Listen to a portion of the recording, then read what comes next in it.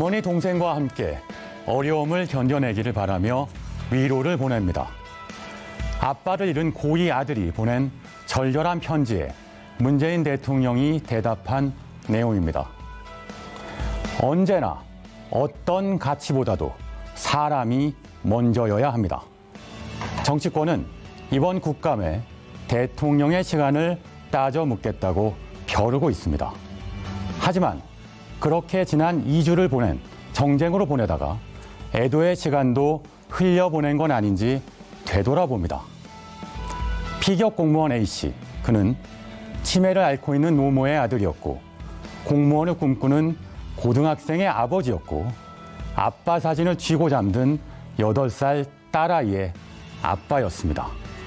오늘의 킹슈맨 시작합니다.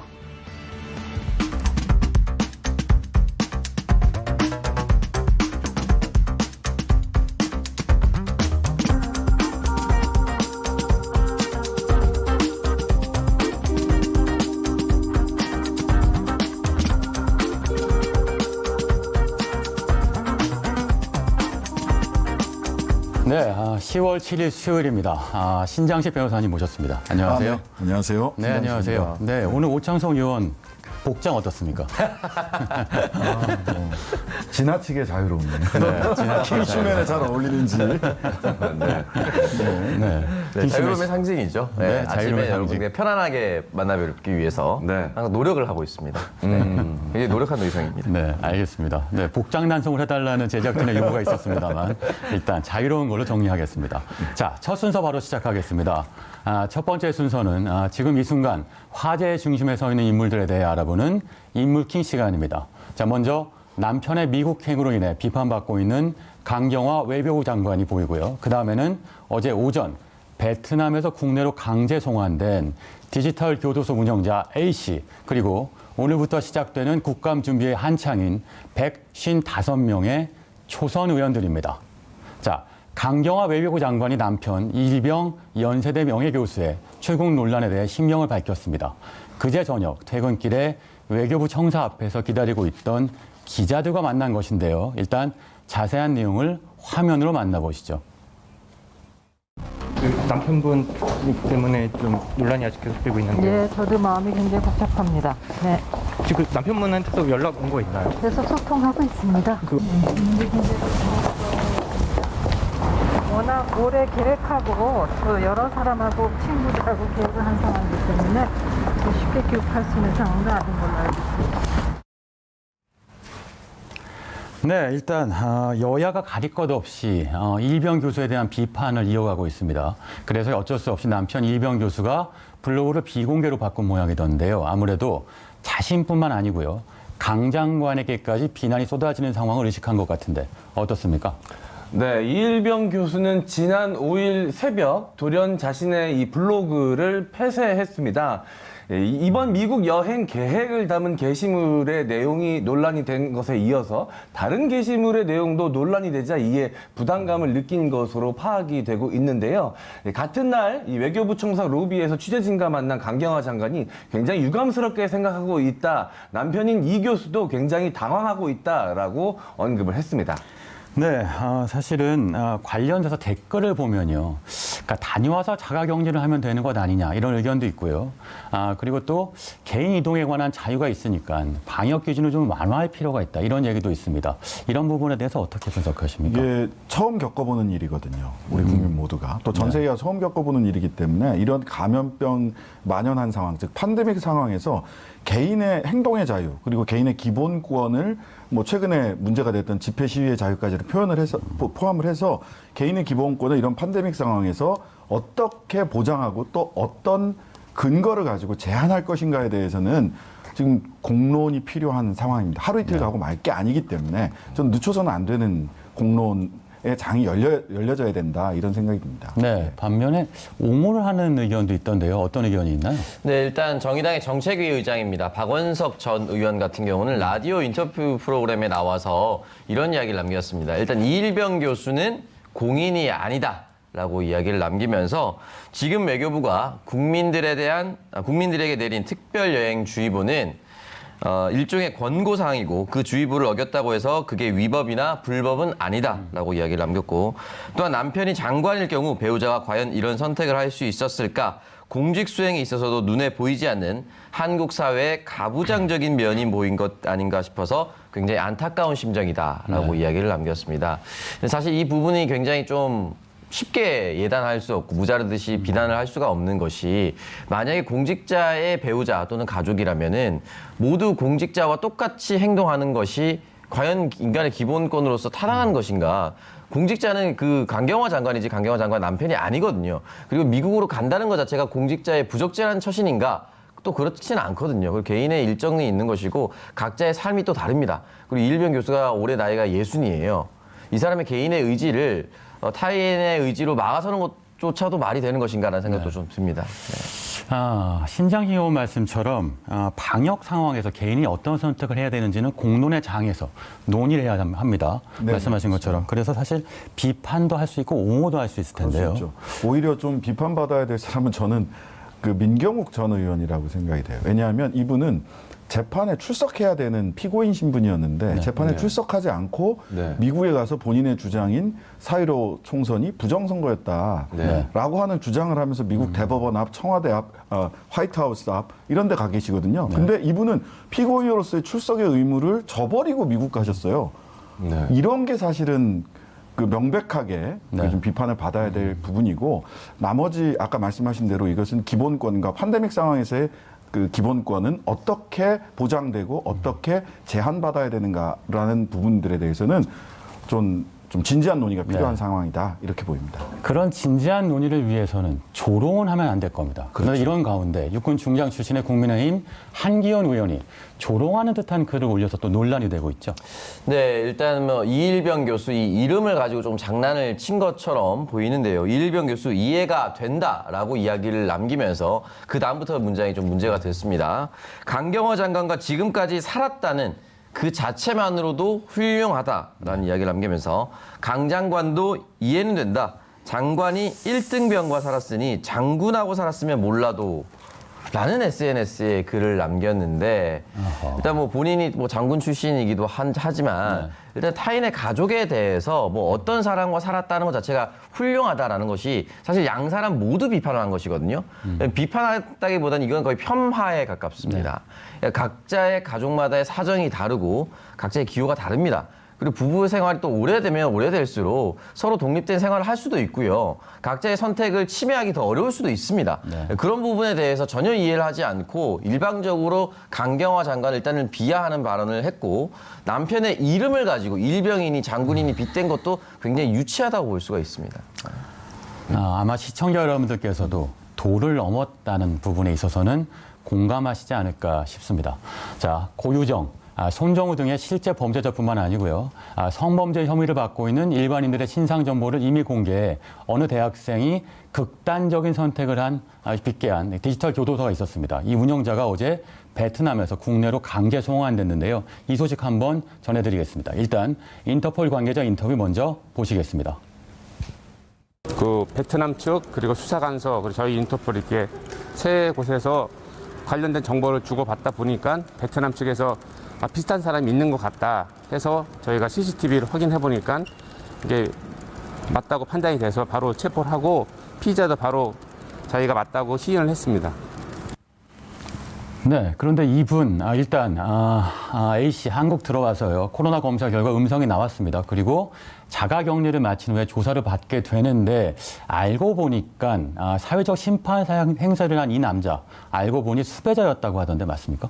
네, 이번 사건과 별개로 대전지방검찰청으로부터 수배를 받고 있는 상황이다라고 얘기가 좀 확인이 됐는데요. 물론 수배자라고 해서 전부 다 피고가 되거나 범죄자라고 볼 수는 없습니다. 어쨌든 그런데 굉장히 일정한 혐의를 받고 있으면서 거꾸로 본인은 심판자 노릇을 해왔다라는 점에서 국민들이 사실은 또 지지하는 분들도 꽤 있었거든요. 이런 디지털 성범죄 교도소에 대해서 굉장히 뒷맛이 씁쓸한 지금 상황이죠. 보다 더 면밀한 조사가 필요해 보이는 상황입니다.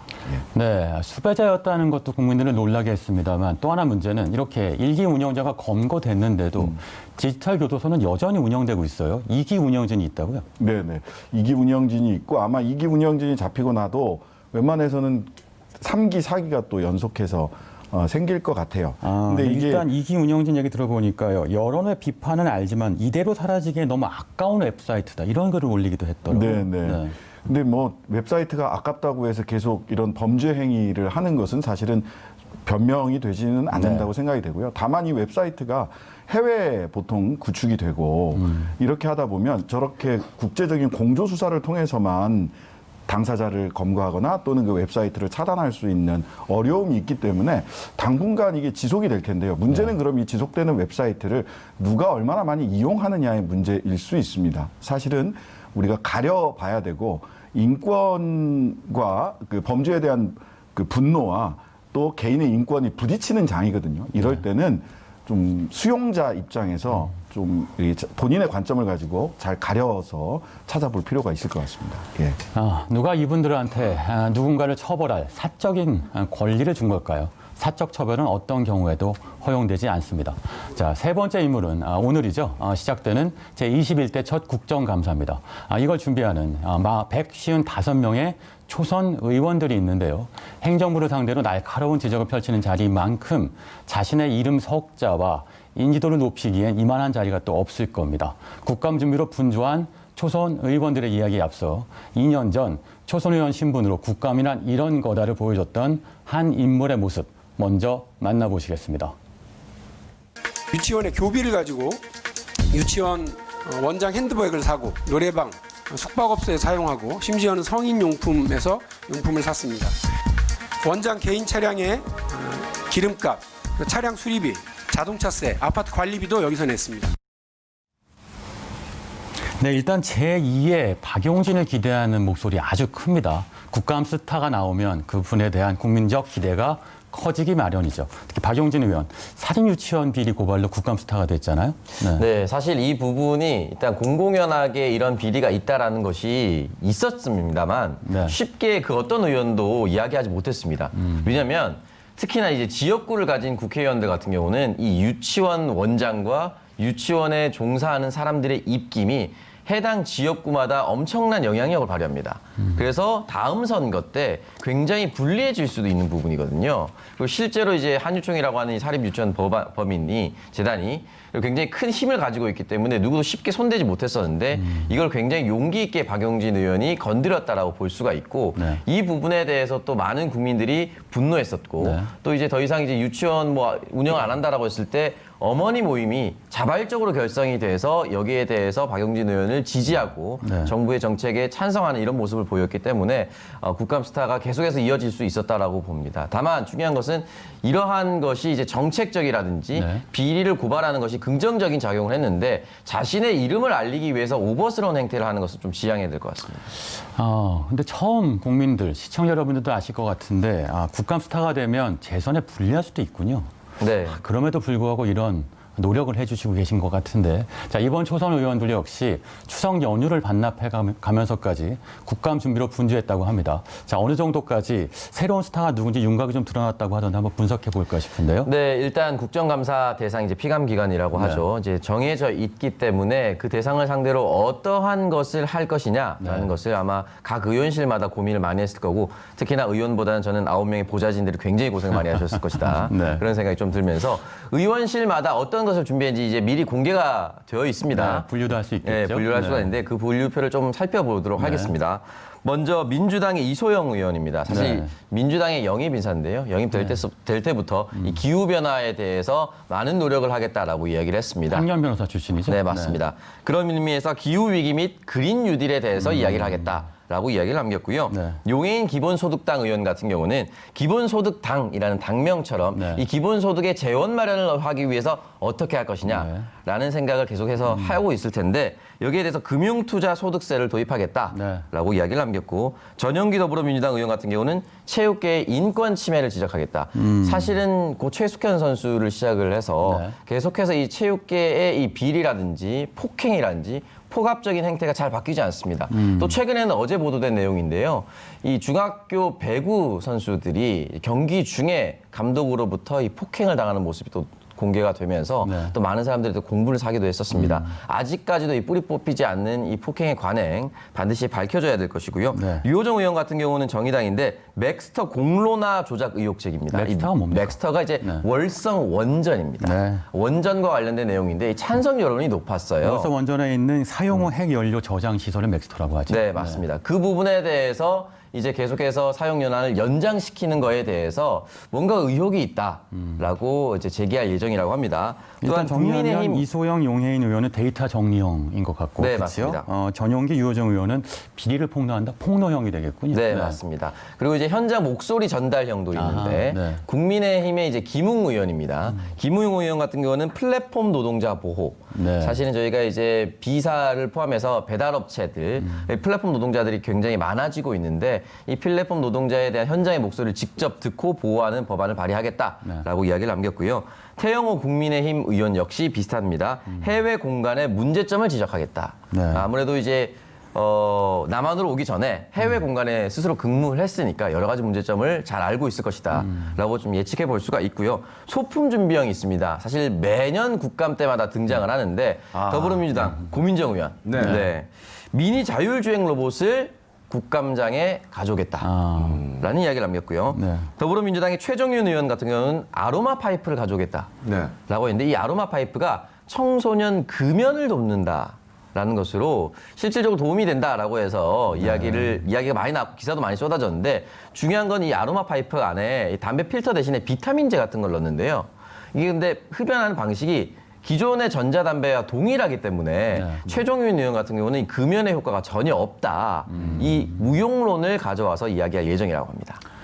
네, 이렇게 많은 그 국감을 위한 준비가 이뤄지고 있는데요. 특히 중요한 것은 이색 증인 채택일 겁니다. 관심을 모을 수밖에 없는 이슈일 수 있겠는데 MC 장원 의원, 팽수 옵니까? 팽수? 네, 팽수요. 이번 국감장에 이 참고인으로 신청이 됐었던 이색 증인들의 이름만 들어보면 과연 이곳이 국감장인지 아니면 TV의 예능 프로그램 현장인지 네. 헷갈릴 정도로 이름들의 면면이 화려합니다. 일단 소개를 좀 해드리자면요.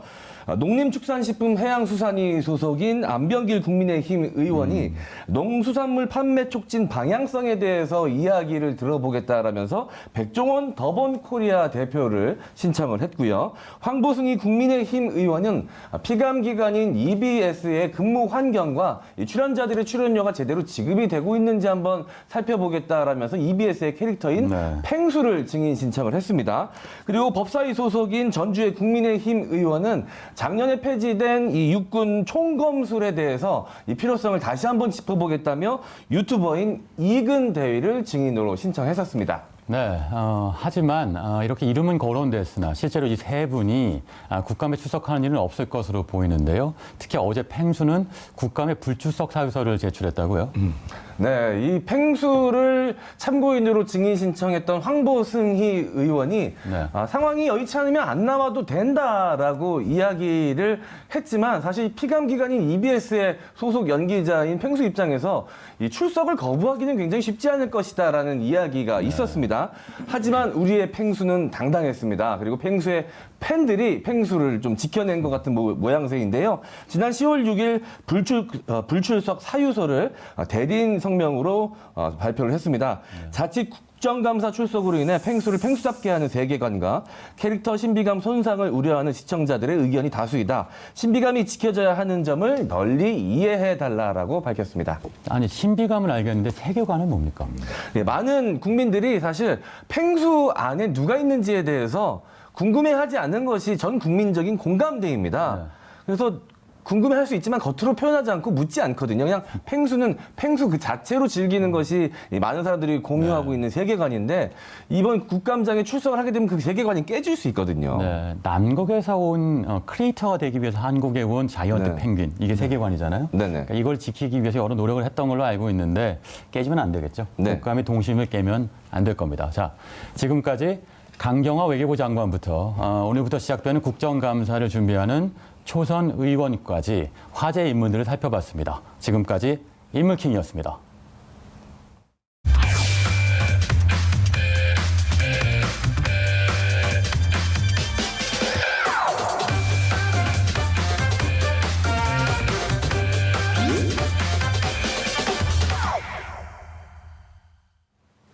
네, 티키타카 뉴스. 오늘 주제는 저도 각별히 관심을 두고 있는 주식 관련 이야기입니다. 바로 공모주 인기 비결. 나도 대박 낼 수 있을까? 돈 벌기도 힘든데 대박 낼 수 있을까입니다. 자, 가수 BTS의 소속 회사죠. 빅히트 엔터테인먼트가 지난 5일부터 공모주 청약을 시작해 어제 신청이 마감이 됐습니다. 결과가 어떻게 됐을지 궁금한데요. 자, 우리 오창석 의원이 좀 설명해 주시죠. 네, 하반기 가장 핫한 유망주답게 아주 큰 성황리에 마무리했다라고 볼 수가 있고요. 최종 증거금이 58조 4천억 원에 달했다라고 합니다. 역대 2위에 해당하는 기록이고요. 경쟁률은 무려 607대 1을 기록했다라고 합니다. 약 1억 정도를 넣으면 2주 정도를 받을 수 있다라고 하고요. 상장 첫날의 공모가 2배로 뛰는 일명 따상이라고 저희가 한번 티키타카 뉴스에서도 예전에 한번 말씀을 드렸었는데요. 일단 이 따상을 기록하면은 35만 1,000원까지 가격이 오른다고 하는데 한 주를 받았던 사람은 이렇게 될 경우 약 21만 6,000원. 2주를 받았던 사람이면은 43만 2천 원의 수익을 올릴 수 있다라고 합니다. 네, 저도 사실은 이 공모주 경험이 있거든요. 오창석 의원이 저한테 제안을 했습니다. 카카오 게임즈라는 공모주가 있는데 형님 한번 넣어보십시오라고 하면서 수익이 나면 자신에게 10%를 달라고 브로커 역할을 하더라고요. 근데 계산을 해보니까 제가 넣을 수 있는 돈 대비 수익을 계산해서 오창석 의원에게 줄 10%를 계산해보니까 2만 3천 원 정도가 되더라고요. 그래서 그냥 넣었다가 저는 뺀 경험이 있습니다. 예, 그래서 이 공모주에도 상당한 관심을 좀 갖고 있긴 한데 역대 인기 공모주엔 어떤 것들이 있었는지 오창석 의원 한번 짚어주시죠. 네, 지금 빅히트 엔터테인먼트 역대 2위라고 했는데요. 1, 2, 3위를 한번 살펴볼 필요가 있을 것 같습니다. 역대 1위는 바로 카카오 게임즈였습니다. 제가 넣었던 그 카카오 게임즈. 네, 맞습니다. 경쟁률이 무려 1,524대 1이었고요. 청약 증거금은 59조 원이었습니다. 2위는 빅히트 엔터테인먼트 방금 소개해드렸고요. 3위는 SK 바이오팜이었습니다. 경쟁률이 323대 1이었고 청약 증거금이 31조였는데 공교롭게도 2020년 모두 1, 2, 3위가 기록이 됐었고 아무래도 이렇게 많은 청약 증거금이 몰린 이유가 흔히 말해서 영혼까지 끌어모아서 이 주식에 뛰어들었었던 동학개미 2030 세대들이 투자할 수 있는 투자처가 이 공모주가 유일했었기 때문에 더 많은 증거금이 몰렸다라고 많은 전문가들이 또 분석을 하고 있습니다. 네, 오창석 의원 말대로 이 마지막 대박의 기회다라는 생각으로 많은 젊은 또 이 청년들이 투자자들이 이 공모주 청약에 참여했던 것 같은데요. 이 공모주 청약의 장점 어떤 것들이 있습니까? 네, 일단 공모주 청약의 가장 큰 장점인 경우는 시중가보다 조금 더 저렴하게 구입할 수 있다, 매수할 수 있다라는 것인데요. 시중가보다 약 10%에서 약 30% 정도 저렴하게 매수해서 판매할 때는 웬만하면 이 공모가 시작되는 이후에 가격이 오를 수 있으니까 저렴한 가격에 구입해서 아주 비싼 가격에 팔 수 있다는 이 장점. 이 단순한 이 장점이 이 공모주의 청약으로 몰리는 가장 큰 이유라고 볼 수가 있습니다. 네, 그런 이유도 저도 잠시 발을 담갔었고요. 이 많은 분들이 주식 거래는 많이 해봤어도 은근히 공모주 청약은 좀 생소해 하시는 분들이 많이 계실 것 같습니다. 오창석 의원이 이 공모주 청약 어떻게 하는지 그 방법을 좀 세세하게 알려주시죠. 네, 아주 기본적으로 4가지 단계 정도를 거치면 될 것 같은데요. 일단 주식을 해야 되기 때문에 증권을 할 수 있는 계좌를 개설을 해야 됩니다. 보통 요즘에 이제 어플리케이션으로 주로 이용을 하는데 어플리케이션으로 이용하실 분들은 어플리케이션 당연히 다운을 받아야 되겠고요. 두 번째는 이제 증권사별로 이 청약의 자격과 청약 단위, 청약 한도가 다릅니다. 그렇기 때문에 이 증권사별로 이 당신이 할 수 있는 청약 자격을 대입해서 어떤 것이 더 유리한지 잘 확인해 보시고요. 세 번째로는 공모 마지막 날 증권사별 실시간 청약 경쟁률을 확인하신 후에 경쟁률이 상대적으로 낮은 증권사부터 우선 청약을 하시는 것이 훨씬 더 유리합니다. 마지막에는 청약이 되지 않은 투자금을 환급을 받는 것이 마지막 단계라고 볼 수가 있습니다. 네, 이 개인 투자는 그야말로 개인의 투자이기 때문에 자유겠죠. 근데 단 한 가지 걱정이 좀 되는 것은 남의 돈까지 끌어모아서 투자를 했다가 이 손해를 보게 되면 그 돈을 갚을 방법이 굉장히 요원해집니다. 그만큼 리스크가 커지는 것인데요. 투자를 하더라도 본인 돈으로 하는 그런 습관을 기르시는 게 좋을 것 같습니다. 아무쪼록 우리 똑똑하게 부자 되어요, 여러분. 지금까지 오창석 MC 자원의 티키타카 뉴스였습니다.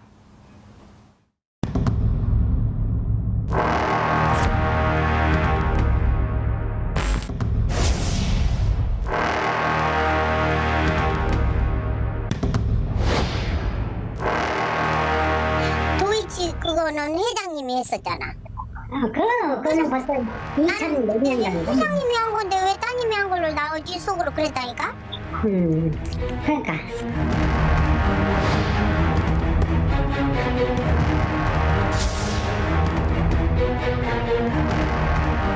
성역 없는 수사를 통해서 경제정의, 사법정의 이런 것이 회복이 돼야 되는 것이고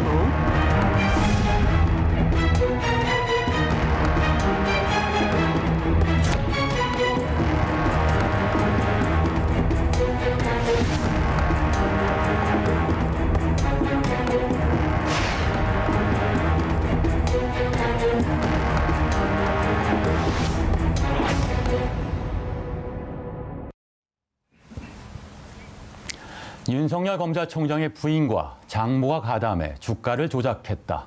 자, 최근 가장 뜨거운 이슈 중 하나입니다. 하지만 사안은 굉장히 복잡한데요. 제가 신장식의 직문직답에서 선명한 질문과 명쾌한 답변으로 윤석열 검찰총장 가족 주가 조작 가담 의혹을 총정리해 보겠습니다. 자, 일단 먼저 이 사건의 한복판에 있는 도이치모터스라는 회사부터 살펴봐야 할 것 같은데 이게 어떤 회사입니까? 네, 도이치모터스는 뭐 여러분들 잘 알고 계시는 BMW 네. 차량을 판매하는 딜러가 7군데가 있는데요. 그 중에 한 회사입니다. 딜러 회사고요. 이 회사가 사실은 딜러 회사들 같은 경우는 그 상장을 하는 경우, 주식시장에 정식으로 상장하는 경우가 별로 없는데 2009년에 다른앤코라고 하는 상장 기업을 인수하는 방식으로 우회 상장을 하게 됩니다. 당시 BMW 코리아 측에서는 별로 이를 탐탁치 않아 했다라는 이야기가 있고요. 그리고 상장했을 때는 그 주가가 한 9,000원 정도로 상장을 했는데 실제로 상장 후 한 4개월 정도 지난 2009년 5월 달에 김건희 씨가 24만 8천 주를 주당 3,225원에 당시 도이치모터스 사장인 권오수 씨로부터 장외에서 매수를 하게 됩니다. 약 8억 원 정도가 들어가는데요. 시가보다 약 주당 약 200원 정도를 싸게 사게 됩니다. 근데 이런 경우는 권오수 씨가 장외에서 주식을 시장 가격보다 200원을 싸게 판매했다라고 하는 것은 권오수 씨와 김건희 씨가 특별한 사업적 파트너십 관계에 있었다라고 추정할 수 있는 매우 강력한 객관적인 수치다. 이렇게 보시면 됩니다. 네, 여기까지 이해를 하셨다면 바로 첫 번째 궁금증으로 넘어가도록 하겠습니다. 주가 조작 보고서에 검찰총장 부인 이름이 왜입니다.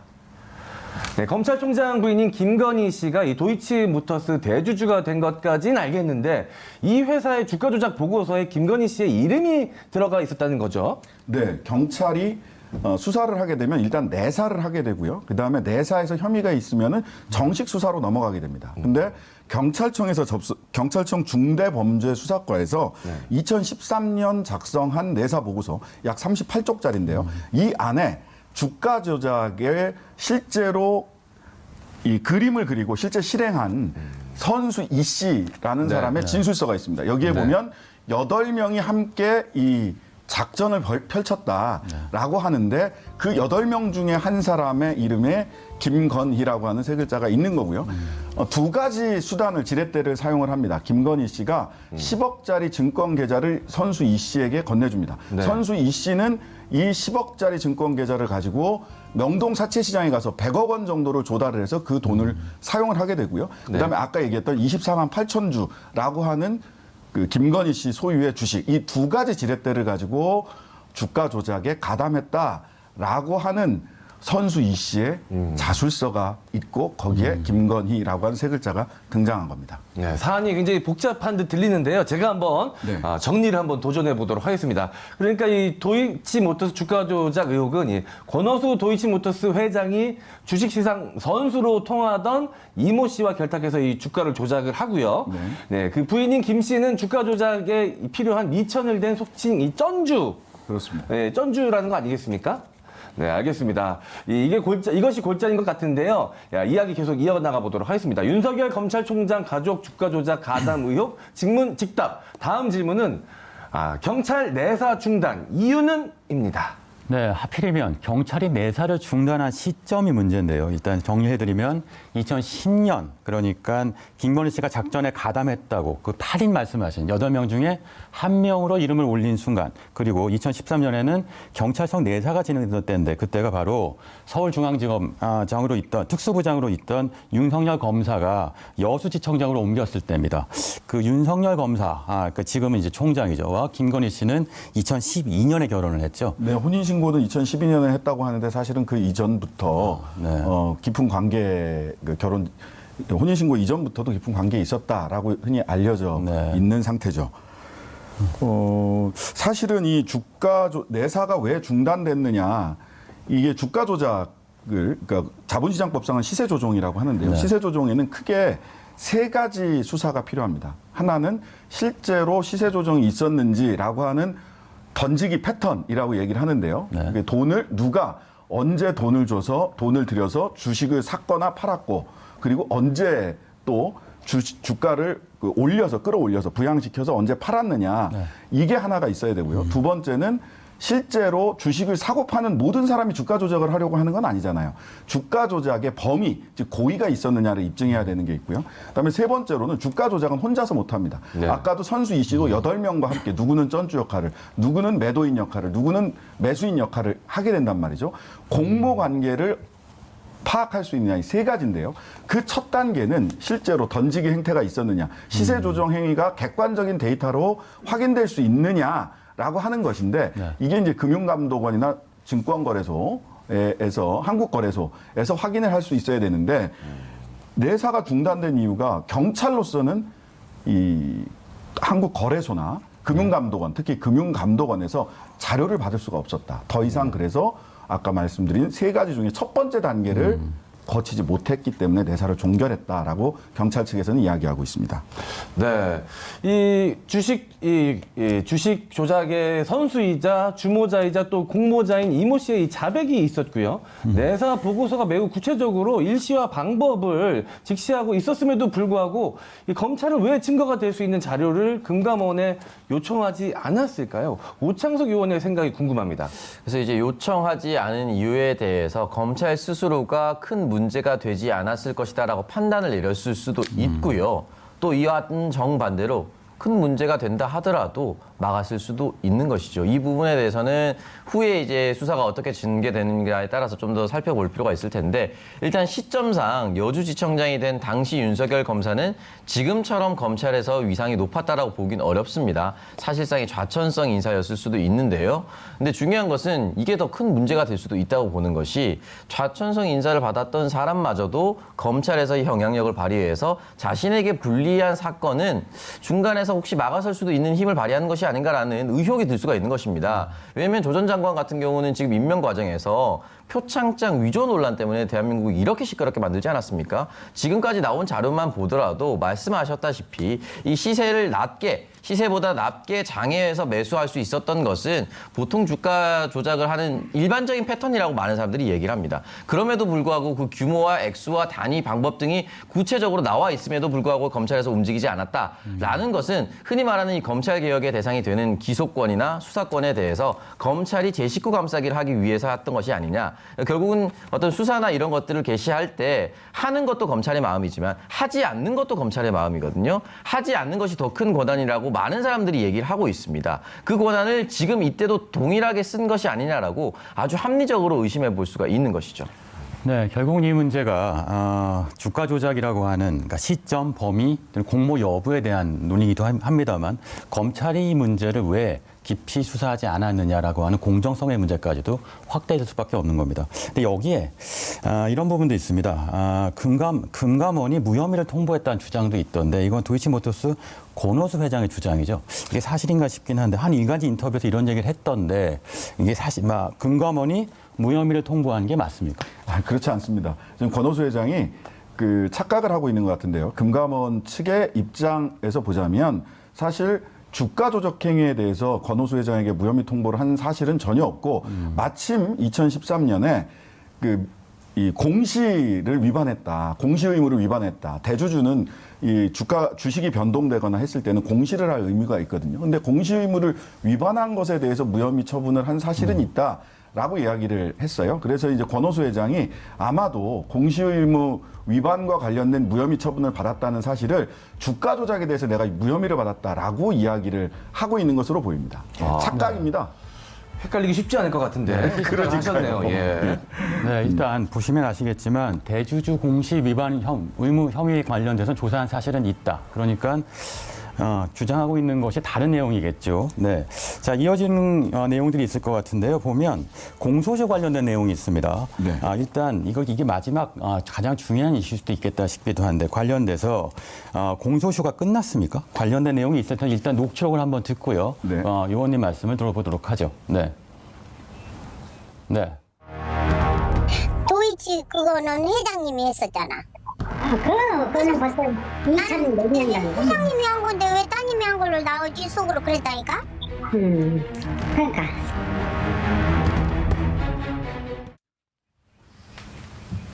네, 관련돼서 공소시효 관련된 내용들이 나오는데요. 어떻습니까? 이게 공소시효 끝났다고 봐야 됩니까? 이거는 이제 공소시효의 기산점, 그 다음에 자본시장법상 이게 공소시효가 몇 년인가 이게 두 가지를 좀 봐야 되는데요. 일단 자본시장법상 공소시효를 이렇게 보면은 주가 조작 행위가 있었느냐? 주가 조작 행위가 있었다라고 하면은 그것은 적어도 10년 이상입니다. 만약 그 이득금이나 피해 금액이 50억 원 이상이다. 그러면은 15년 이상이 됩니다. 15년이 됩니다. 따라서 결과적으로 10년 이상의 공소시효가 자본시장법상 주가 조작 행위에는 적용이 된다. 이게 첫 번째고요. 두 번째, 그러면 10년이 지나갔느냐라고 하는 건데요. 이거는 이제 공모 관계를 잘 살펴봐야 됩니다. 즉 범죄 행위의 종료 시점부터 공소시효는 진행이 됩니다. 근데 이게 주가 조작 행위가 2010년부터 시작을 해서 2011년 3월 달까지 있었던 것으로 내사 보고서는 파악을 하고 있습니다. 그렇다면 김건희 씨가 선수 이 씨가 이야기한 8명과 함께 전주 노릇을 하면서 주가 조작 행위에 가담했다라는 점이 수사를 통해서 밝혀진다면 이거는 2011년 3월부터 공소시효가 진행된 것이기 때문에 아직 10년이 도과하지 않은 것으로 볼 수 있습니다. 결과적으로 당시에 객관적인 자료를 확보할 수 있는 방법이 있었음에도 불구하고 금융감독원에서 충분히 내사하지 않은 점, 그리고 검찰이 금융감독원의 자료를 확보하지 않은 점, 왜 그런 일이 벌어졌는가를 지금 분명히 밝혀내야 된다라고 봅니다. 네, 결국은 쟁점이 몇 가지가 있는데요. 일단 하나는 현직 검찰총장 부인이 주가 조작이라는 범죄 행위에 진짜 가담했느냐, 아니면 억울한 상태냐. 그리고 또 하나는 검찰이 왜 말씀하신 것처럼 주요한 금융기관을 통해서 관련된 내사 자료를 확보하지 않았느냐. 이런 부분을 밝혀낼 수 있을까요? 지금 의지를 가지고 수사가 좀 진행되고 있는 것 같습니다. 사실 지난 3월 달에 고소고발이 있었는데 중앙지검 형사 1부에 배당이 돼 있었는데 지금까지 특별히 사건이 진행이 안 됐어요. 그리고 실은 최초로 이 건이 나온 건 작년에 뉴스타파에서 보도를 하면서 이 사건이 불거지긴 했는데요. 근데 최근에 중앙지검은 형사 6부에 사건을 재배당하면서 좀 수사의 속도를 높이고 있는 상황입니다. 네, 수사의 속도를 높이고 있는 상황이다. 지금 이 이슈 관련된 관심들이 많습니다. 그러니까 이거 관련된 수사 속보는 계속 킹슈맨도 전해드리도록 하겠습니다. 지금까지 윤석열 검사총장의 윤석열 검찰총장 가족의 주가 조작 가담 의혹을 총정리해봤습니다. 공소시효가 얼마 남지 않았고요. 관련돼서 한 점 의혹이 남지 않도록 철저한 조사가 필요할 것 같습니다. 자, 신장식 오창석 의원과는 여기서 인사드리겠습니다. 감사합니다. 네, 감사합니다.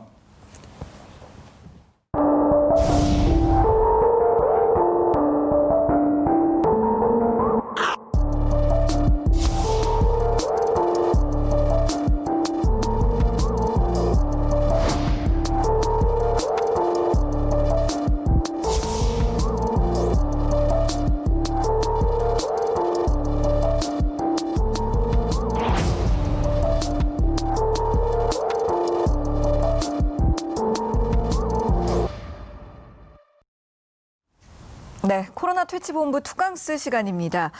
오늘은 특별히 가톨릭의대 명예교수이신 백순영 교수님 모시고 오늘의 코로나19 리포트 함께 해볼 텐데요. 먼저 오늘 주제부터 만나보시죠. 상온 노출 의심 백신 문제 없나? 트럼프 백악관 복귀 괜찮을까? 네, 오늘 이런 내용들에 대해서 이야기를 나눠보기 전에 먼저 조금 전에 발표된 오늘 확진자 현황부터 짚어보겠습니다. 코로나19 신규 확진자 수는 총 114명으로 일주일 만에 다시 세 자릿수로 올라섰습니다. 이 중에서 지역 발생이 94명, 해외 유입이 20명이었고요. 사망자도 3명이 추가된 것으로 집계됐습니다. 우려했던 대로 명절 연휴가 끝나고 나서 일가족 집단 감염 사례가 발생하고 있는데요. 전북 정읍에서도 일가족이 집단으로 확진돼서 또 코호트 격리에 들어가기도 했죠. 추석발 조용한 전파가 현실화하고 있는 것인데 교수님께서는 지금 현황 어떻게 보고 계신지요? 예, 오늘 현황만 보면은 지금 전체가 114명이기 때문에 폭발적인 증가는 없었다고 볼 수는 있지만 역시 예상했던 대로 지금 30일 날부터 우리가 연휴였었는데 딱 일주일 되는 시점이거든요. 네. 그렇기 때문에 특히 월요일까지는 주말 효과가 있어서 좀 줄어드는 상황이 있는데 수요일부터가 이제 진짜 이 영향이라고 볼 수가 있고 다행히 해외 유입을 빼면은 아직도 두 자릿수다 하고 얘기는 할 수가 있겠지만 아직도 안심할 수 있는 수준은 아니고 이번 주 계속 봐야 알 수 있을 것 같고요.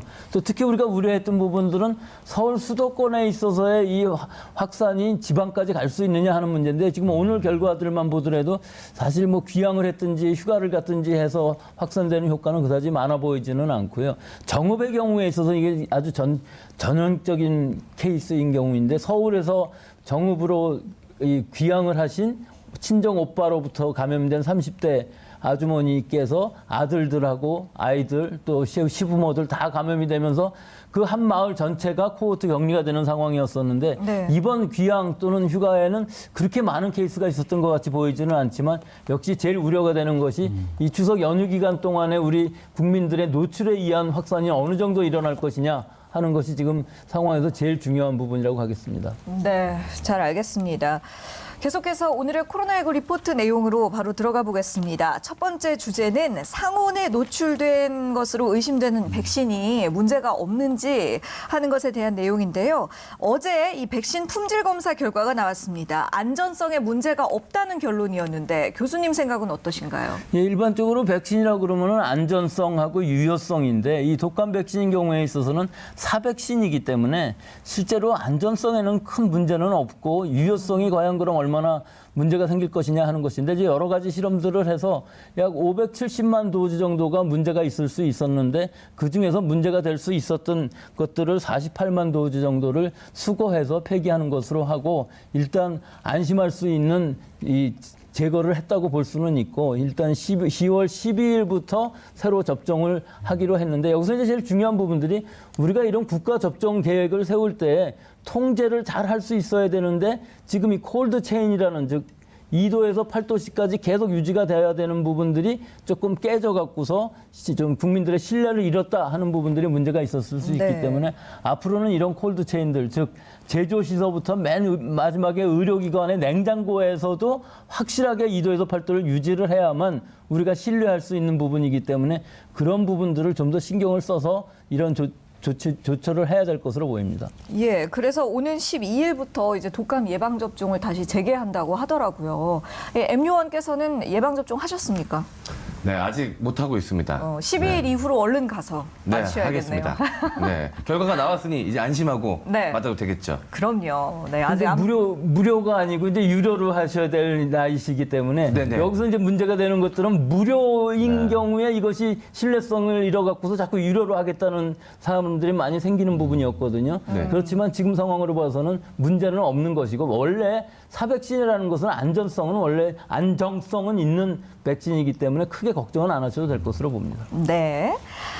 계속해서 두 번째 주제입니다. 트럼프의 백악관 복귀 문제 없을까라는 내용인데 트럼프 미국 대통령이 현지 시각으로 5일 입원한 지 사흘 만에 퇴원하고 백악관으로 돌아왔습니다. 완치가 아직 안 됐다고 하는데 뭐 이대로 업무에 복귀를 해도 괜찮은 걸까요? 사실 뭐 업무라는 거는 병원에 있으나 집무실에 있으나 할 수 있는데 지금 집무실에 있다고 볼 수는 없고요. 이분이 트럼프 대통령이 언제 감염되었는지가 확실치가 않습니다. 그리고 확진된 날짜도 확실치가 않습니다. 먼저 항원 신속 진단 키트라는 것을 가지고서 진단을 먼저 받아서 양성이 나오고 그 다음에 PCR 검사를 받았다는 얘기가 있기 때문에 지금 현재 입원한 후에 사흘이라고 그러지만 이미 입원하기 전에 산소 치료를 받았던 것이 알려져 있고 결국은 증상이 어느 정도 시기에서 나타나면서 약 일주일에서 열흘 사이에는 심각해질 수도 있는 상황이거든요. 그러니까 지금 퇴원할 수 있는 상황은 아닌데 일단 안정적이기 때문에 72시간 정도 열이 안 나고 안정적이었기 때문에 백악관의 집무실이 아닌 백악관의 입원실로 갔다. 이렇게 뭐 표현할 수 있을 것 같고 아직도 감염력은 있기 때문에 그 웨스팅 윙 안에 있는 사람들은 상당히 조심하고서 직무를 보셔야 될 것으로 보입니다. 네. 교수님, 그런데 이 트럼프 대통령이 좀 그 트위터 활동을 굉장히 좋아하지 않습니까? 그런데 이 독감만으로도 10만 명이 사망한다고 이야기를 했으면서 코로나19에 대해서는 그 위험성을 상대적으로 좀 가볍게 보고 있다. 뭐 이런 비판의 목소리가 많아요. 근데 우선 그 10만 명이라는 게 뭐 어느 정도 기간에 10만 명이라는 게 확실치 않은데 지난 19년, 20년 그 겨울 사이에 미국에서 1,100만 명이 감염이 되고 독감에 그중에 6만 명이 사망했습니다. 그럼 0.05% 정도 되는 건데요. 지금 미국의 상황은 21만 명이 사망을 했고 730만 명이 감염이 돼갖고 약 2.8% 정도의 사망률을 나타내기 때문에 약 50배 정도 되지 않습니까? 0.05에서 0. 그 정도 되는 아주 심각한 치사율을 가지는 질병이지 이 독감 정도의 질병은 절대로 아니기 때문에 굉장히 조심해야 되는 질병이고 우리가 아직도 모르는 부분이 굉장히 많습니다.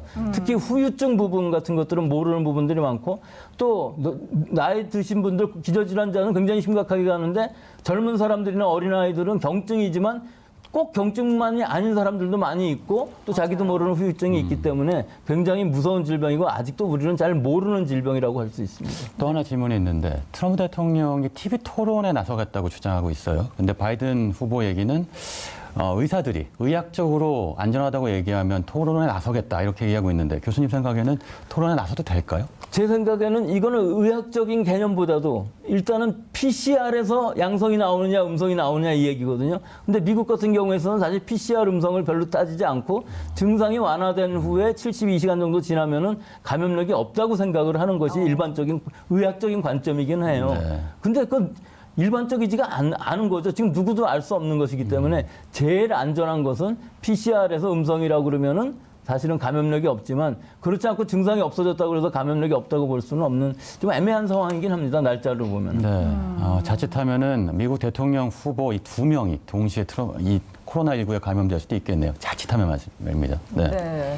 또 미국 대선에도 좀 중대한 영향이 있지 상당한 않을까. 영향이 있죠. 예, 그런 생각이 드네요. 교수님께 한 가지 더 질문 드리겠습니다. 미국 질병통제예방센터에서 코로나19 바이러스가 공기를 통해서도 감염이 된다, 감염이 가능하다 이런 발표를 내놨거든요. 이것은 사실인지? 이 사실이죠. 근데 지금 너무 늦은 발표라고 볼 수가 있습니다. 그래요? 우리나라 사람들은 지금 누구나 다 알고 있습니다. 이 파주의 스타벅스에서 두 사람이 얘기하고 있었는데 2층에서 23명이 감염이 된 상황이 있거든요. 이것은 환기가 되지 않는 밀폐된 상황 안에서는 공조가 돌아가고 있다 그러면은 어디서든지 감염될 수 있다. 하지만 마스크를 쓰고 있던 종업원들은 전부 음성이었던 것이거든요. 그러니까 우리가 지금 생각해야 될 것은 분명히 어떤 일정한 장소에서는 즉 밀폐된 환기가 잘 안 되는 장소에서는 공기로서도 감염될 수 있기 때문에 꼭 보건 마스크, 즉 KF80 이상의 보건 마스크를 쓰고 가능하면 장시간 얘기하는 것은 피해야 할 것이고 음료라든지 마시고 먹는 순간에는 마스크를 벗지만 길게 얘기하고 싶으면 그 이외의 시간은 전부 마스크를 쓰고 있어야 한다는 것이 지금으로서의 방역 수칙인데 사실은 지키기는 상당히 좀 어려운 지침이기는 합니다. 네, 어렵지만 그래도 마스크는 꼭 써야 되겠죠. 알겠습니다. 자, 오늘 여기까지입니다. 자, 오늘의 킹슈맨 마무리할 시간이고요. 자, 이제부터 내일은 추석 이후 지지율로 보는 민심 변화와 관련돼서 박시영 대표와 함께 얘기 나눠보겠습니다. 저희는 내일 오전 9시에 다시 찾아오겠습니다. 함께해 주신 여러분 고맙습니다.